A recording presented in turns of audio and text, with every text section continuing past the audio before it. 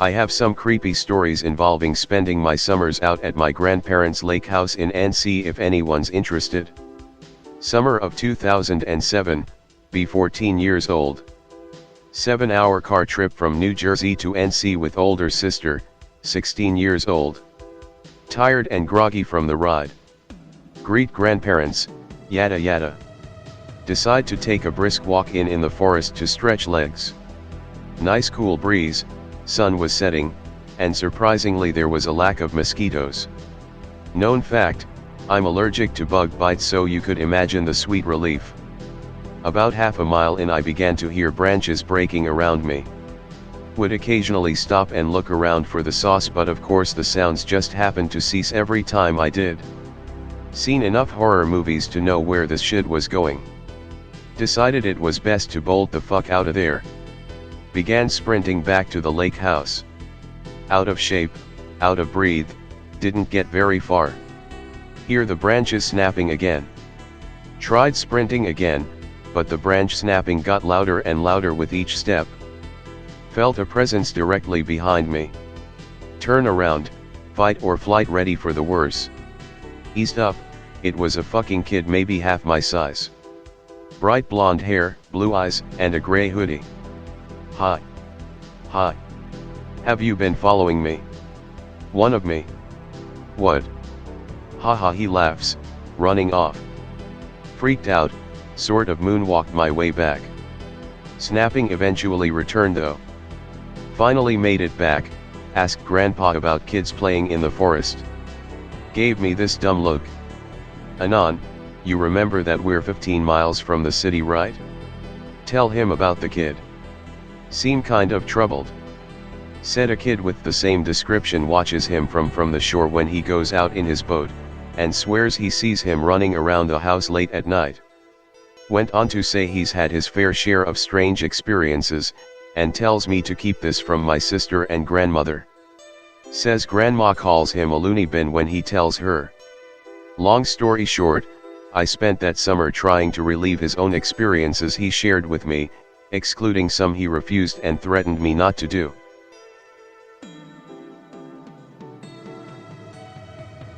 I have some creepy stories involving spending my summers out at my grandparents' lake house in NC if anyone's interested. Go for it, this one was pretty decent.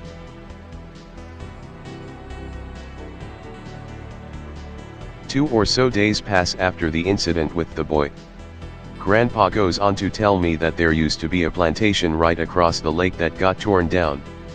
Says that you can hear talking and singing late at night if you get close enough to that field. Curious but still spooked from a few days back, I kind of lay it off for a week until he volunteered to go with me. Night falls, we take his small rowboat to cross.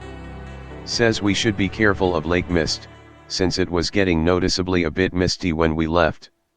Tells me to keep an ear out wailing while we're rowing across. Didn't know what he meant by that until we were too far in to turn back. He pointed out to water and there was the sound of a woman literally wailing. Made a hush gesture with his hands, and we just kept paddling until we reached the shore. Mist became noticeably more dense out.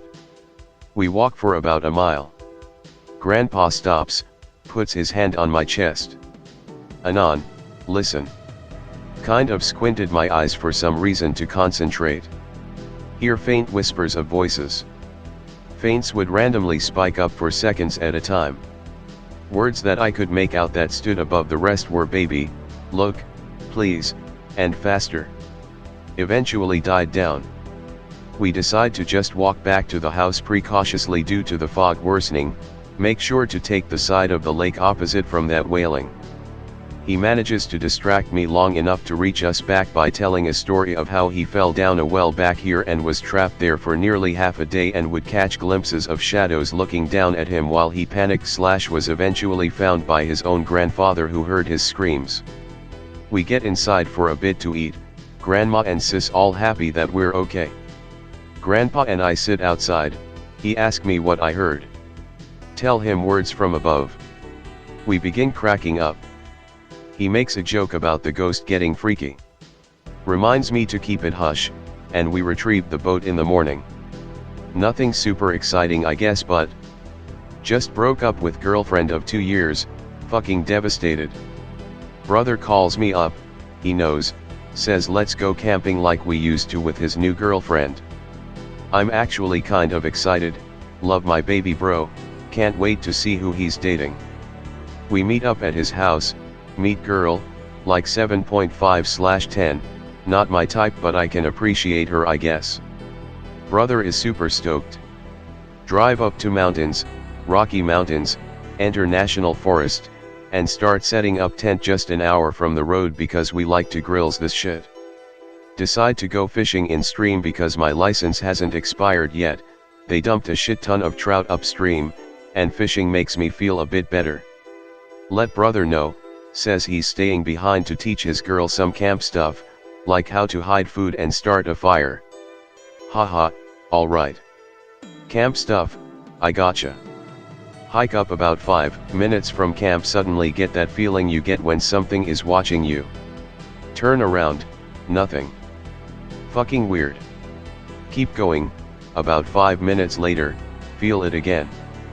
This time, ignore it, keep marching, lake's like a minute away from the trail up ahead. Hear a twig snap. Realize that I may be in the sight of an animal like a cougar or bear. Fuck, can't be prey, keep marching. Take a peek back. There's my footprints in the damp dirt, easy to see.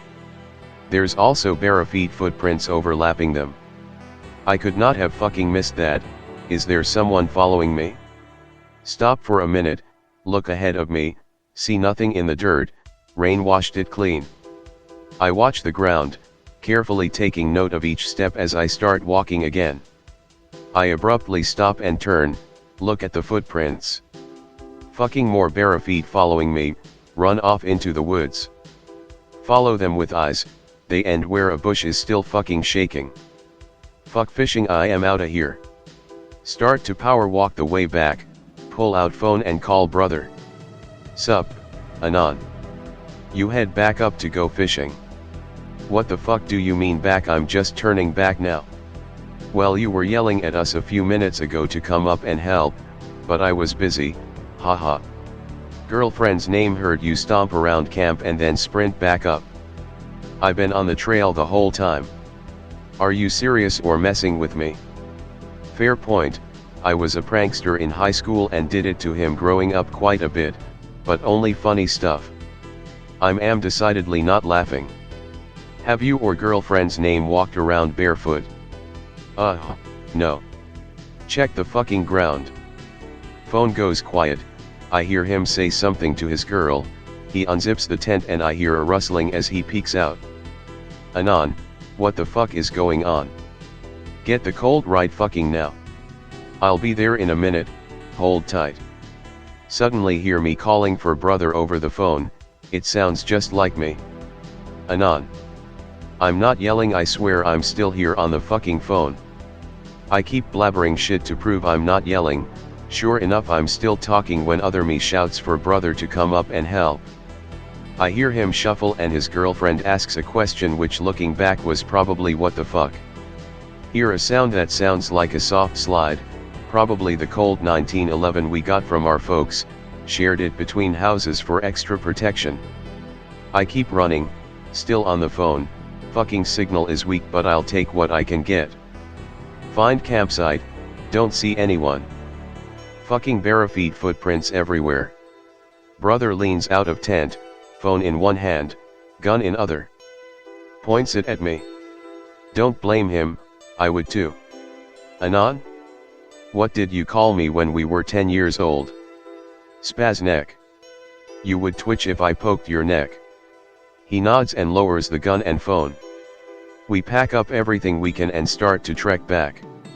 We're like halfway there according to GPS when I start to feel like we're being watched. Turn around, look down. Bare feet footprints. Fuck.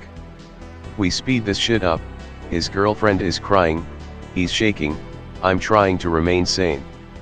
Down the trail, we hear me shouting again.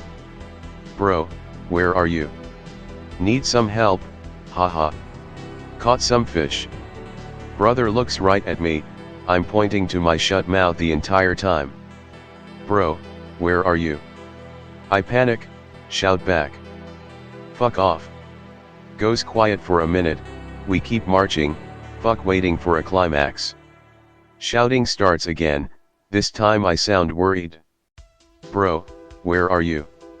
There's something out here. Bro.